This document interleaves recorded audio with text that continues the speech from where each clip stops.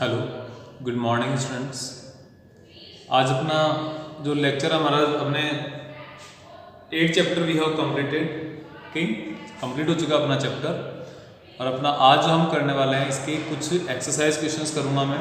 इसके बाद जो रिमेनिंग एक्सरसाइज क्वेश्चंस होंगे वो आप खुद से ट्राई करेंगे तो आपको इसका एक अच्छा आइडिया मिलेगा इस पूरे चैप्टर के अंदर जो कॉन्सेप्ट्स हमने जितने यूज़ किए हैं उन सभी के। ठीक है, तो इसमें हम सबसे पहला क्वेश्चन अपन कर रहे हैं एनसीईआरटी के जो एक्सरसाइज के क्वेश्चन उनको ले रहे हैं हम।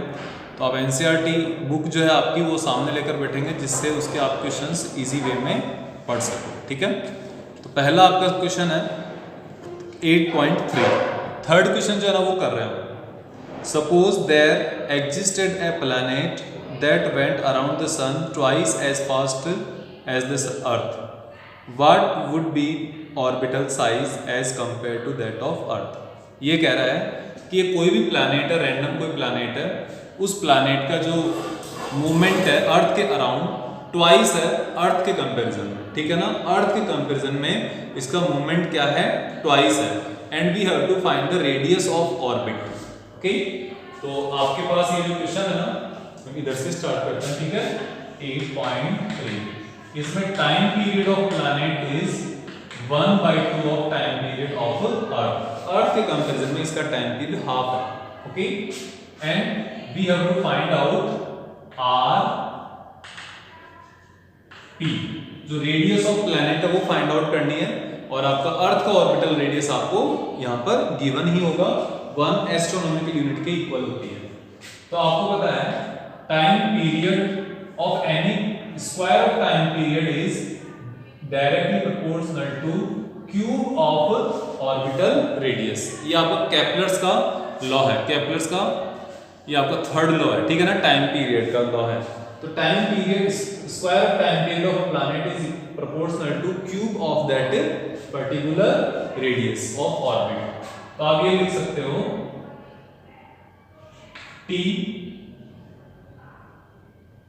Square is equals to K into R cube. ये इसका के कांस्टेंट हो जाएगा, कोई भी एक रैंडम कांस्टेंट हो सकता है, तो हम लिख सकते हैं इसको TP square is equals to K R cube, ये आर पी प्लैनेट के लिए हो जाएगा, upon T E square upon K R E square. ठीक है, ये जो प्रोपोर्शन होता है ना, तो आप इसका रेशियो फाइंड आउट करते हो तो ये इस तरीके से आ जाएगा। ठीक है, क्योंकि आपको पता है अगर आप टीपी फाइंड आउट करोगे तो यहाँ पे टीपी के साथ आरपी लगाओगे, और अगर आप किसी अर्थ के लिए फाइंड आउट करोगे तो ये वैल्यू क्या आ जाएगी, T E square is equals to K into R E square, जो अर्थ के ऑर्बिटल रेडियस है उसका स्क्वायर। फिर दोनों को आपने रेशियो फाइंड आउट कर लिया। ठीक है, ये से के कैंसिल आउट हो जाएगा and you have to find out R P cube.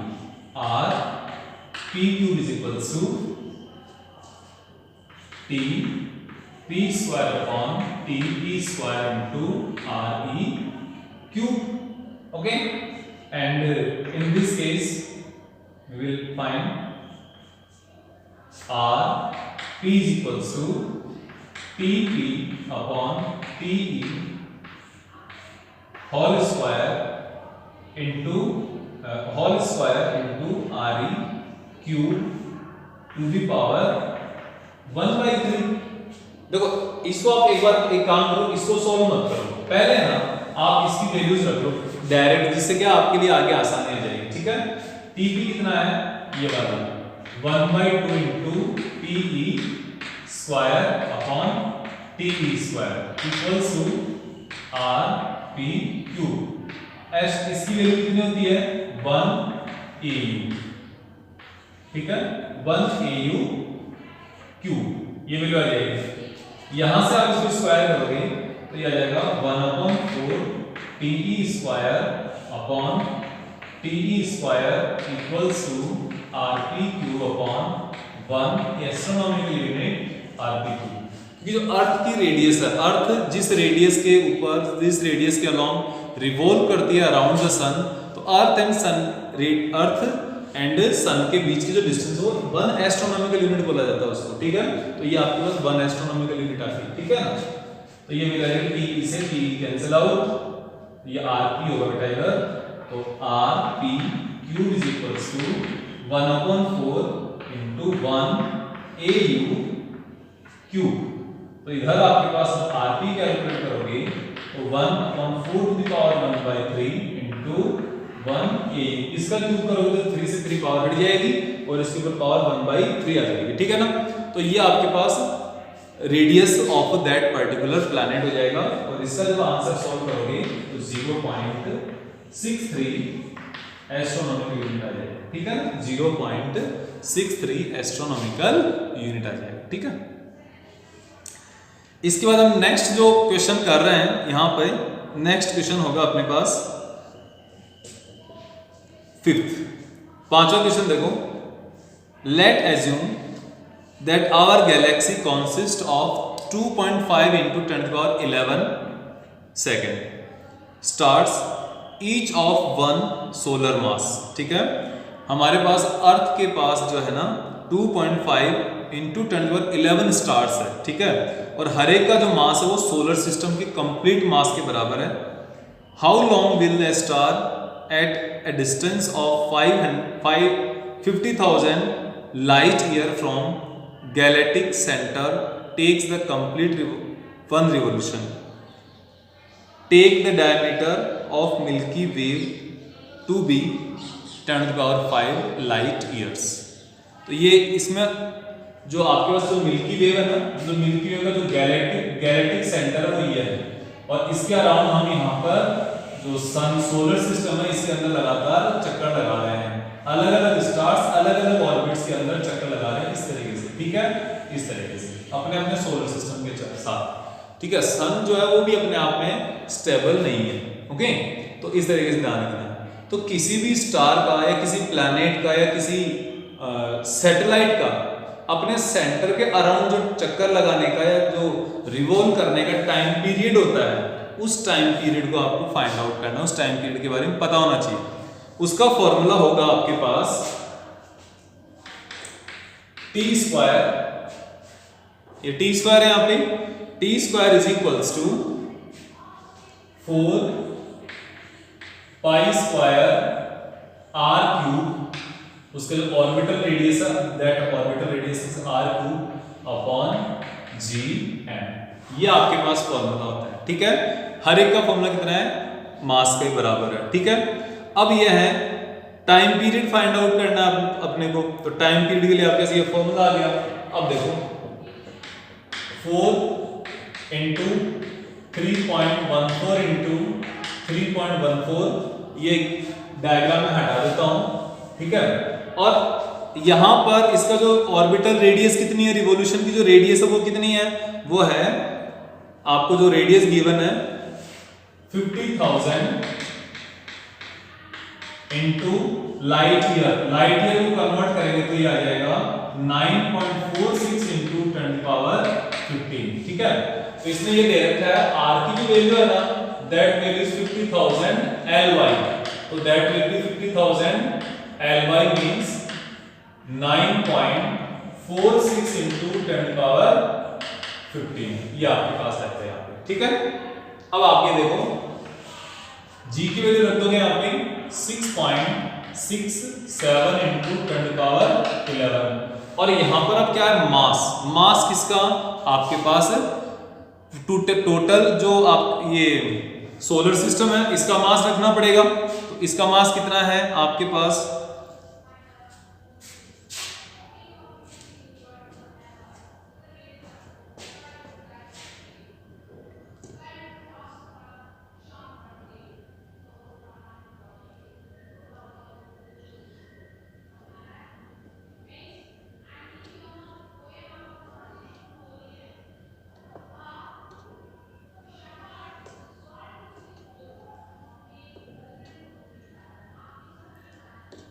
तो ये जो मास है किसका मास आएगा, ये यहाँ पे आपके सामने सोलर सिस्टम के मतलब जितने स्टार्स हैं उन सब का मास, मतलब आपको ये देखना है कि पूरी गैलेक्सी का मास कितना है, ठीक है।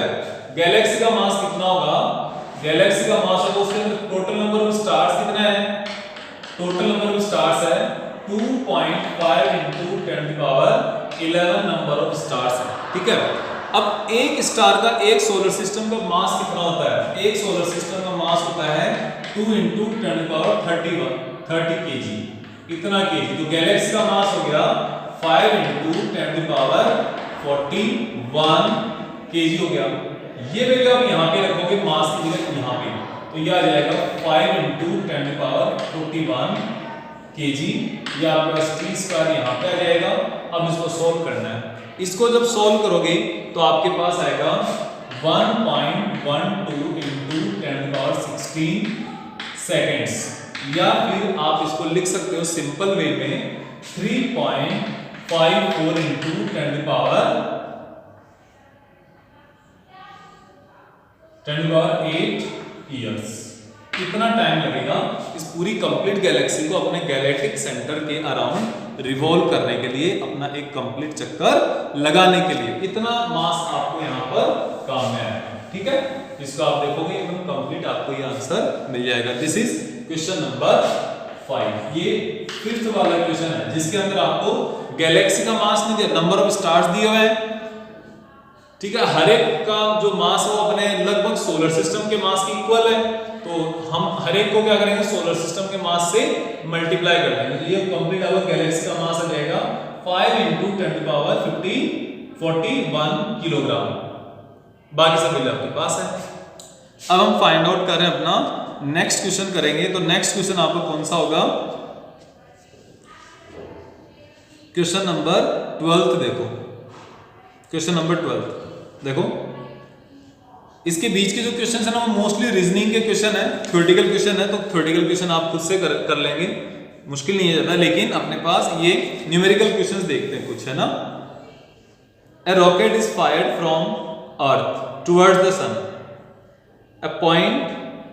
What point on its path is the gravitational force on the rocket 0? एक ग्रेविटेशन फोर्स के अगेंस्ट किसी रॉकेट को आप लॉन्च कर रहे हैं, हम इसको फायर कर रहे हैं। ठीक है, तो उसको फायर करते हैं, हम उसको इनिशियल काइनेटिक एनर्जी देंगे। Mass of the sun given है, मास ऑफ द अर्थ ये भी गिवन है। Neglect the effect of other planets, आपको ये देखना है कि उस पार्टिकल पे, यानी कि जो आप रॉकेट को है, जैसे मान लो आप यहाँ पर देखो, ये आपके पास 12th क्वेश्चन है ना। आपके पास ये क्या है? ये अर्थ है, यहाँ पर क्या है? ये सन। इधर से आप एक रॉकेट लॉन्च किया है, इधर से जब रॉकेट आपने लॉन्च किया तो यहाँ पर बीच में किसी पॉइंट पर आकर इसके ऊपर अर्थ सन के कारण भी फोर्स लगेगा, और अर्थ की वजह से भी यहाँ पर लगने वाला कुछ ना कुछ फोर्स होगा। इस रॉकेट के ऊपर लगने वाले नेट फोर्स की वैल्यू क्या है? ग्रेविटेशनल फोर्स की वैल्यू कितनी होनी चाहिए? 0। 0 कहां पे होगी? देखो, अर्थ इसको अपनी तरफ अट्रैक्ट करेगी, सन इसको अपनी तरफ अट्रैक्ट करेगा, तो दोनों ग्रेविटेशनल फोर्सेस की वैल्यू क्या हो जाएगी? 0 हो जाएगी। ठीक है, तो देखो ये आएगा आपके पास, सपोज अर्थ एंड सन, यह सन है और ये क्या है? अर्थ है। अर्थ एंड सन के बीच की डिस्टेंस आपके पास टोटल r। आपने मान लिया the position of this earth from position of this rocket from the sun is equals to x, तो रिमेनिंग साइड क्या होगी? r माइनस x हो जाएगी। तो इस x पोजीशन को फाइंड आउट करना है, तो F g gravitational force due to sun will be equals to gravitational force due to earth g। इसके कारण जो फोर्स लगेगा G mass of sun mass of rocket upon distance कितने sun से यहां तक? r माइनस x डिस्टेंस है, equals to G capital M S M, ये S नहीं अब E आएगा, मास ऑफ द अर्थ और दूसरा मास ऑफ द प्लैनेट, और ये क्या होगा यहाँ पे? ये आपको ये देखना है x, ये इसका भी स्क्वायर है और इस x का भी स्क्वायर होगा। इस x की वैल्यू फाइंड आउट करनी है, x के लिए सॉल्व करना है। ठीक है ना, तो आप देखो m को m से कैंसिल आउट कर दो, g को g से कैंसिल आउट कर दो, ये यहाँ आ जाएगा, बाकी सब कुछ इधर भेज दो, तो ये आ जाएगा ms mass of sun into x square is equals to mass of earth into r minus x to the power 2, यानी ये इसका स्क्वायर हो जाएगा। अब आपको आगे देखना है इधर इन दोनों को, ये क्या है r minus x upon x का होल स्क्वायर, ये ना इस x को इसके नीचे ले गई और ये आ जाएगा me अपॉन ms, ये यहां से स्क्वायर हटाओगे, दोनों का स्क्वायर रूट फाइंड आउट करोगे ना, तो आ जाएगा r minus x upon x is equals to me upon ms under. इन दोनों की वैल्यू आप प्लेस कर दो यहाँ पे, इन दोनों की वैल्यू यहाँ पे सब्स्टिट्यूट करेंगे तो ये क्या आ जाएगा r minus x upon x is equals to me mass of the earth, mass of the earth will be 6 into 10 to the power 24, ये आ जाएगा 2 into 10 to the power 30, ये वैल्यू आ जाएगी। और यहां पर कितना आएगा, देखो यहां पे कोई मिस्टेक तो नहीं हुई अपनी,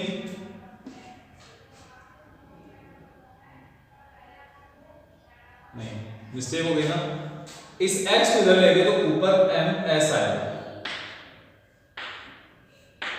ठीक है, तो ये उल्टा आएगा यहां से 2 into 10 to the power 30, 6 into 10 to the power 24, तो ये आ जाएगा r minus x upon x is equals to, और इसका भी अंडर रूट, ठीक है, और इस अंडर रूट की वैल्यू अगर आप फाइंड आउट करोगे सॉल्व करके तो ये वैल्यू आएगी आपके पास 577, इसके रेशियो की वैल्यू आई है। अब आप इसको सॉल्व कर लोगे, r minus X is equals to 577 into X, तो ये आ जाएगा, इस x को उधर भेजोगे तो 577x minus X equals to r and r is equals to x is equals to r upon 577। r क्या है, 1 एस्ट्रोनॉमिकल यूनिट है, और 1 एस्ट्रोनॉमिकल यूनिट की वैल्यू होती है 1.5 into 10 to the power 11, और ये वैल्यू कितनी आ जाएगी 576 आएगा, 576, इसको डिवाइड करके सॉल्व करके लिख दो, आपके सामने वैल्यू आ जाएगी 2.59 into 10 to the power 8 metre. तो अर्थ से इतनी कम डिस्टेंस पर ही जो उसके ऊपर लगने वाला नेट ग्रेविटेशनल फोर्स वो क्या हो जाएगा, न्यूलिफाइड हो जाएगा, न्यूट्रल हो जाएगा ड्यू टू सन। तो इसको आप अच्छे से काम में लेना, ठीक है, इतना आपको बहुत अच्छे से करना है, इसके आगे हम बाकी नेक्स्ट में सॉल्व करेंगे कुछ क्वेश्चंस, ओके।